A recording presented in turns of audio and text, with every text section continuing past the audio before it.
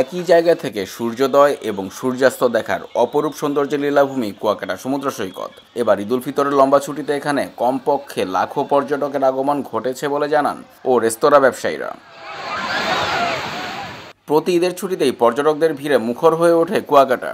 এবারও তার ব্যতিক্রম হয়নি। এরই মধ্যে বুকিং হয়ে গেছে হোটেল মোটেলের কক্ষ।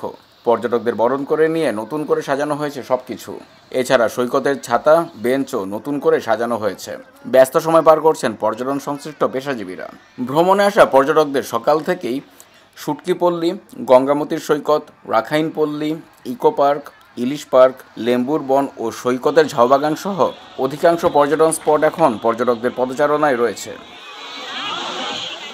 পর্যটকদের সৈকতের প্রাকৃতিক সৌন্দর্য উপভোগ সহ সমুদ্রের নোনা জলে গা ভাসিয়ে আনন্দ উন্মাদনায় মেতে উঠতে দেখা গেছে। সেই সঙ্গে সমুদ্রের উত্তাল ঢেউ যোগ করেছে বাড়তি বিনোদন।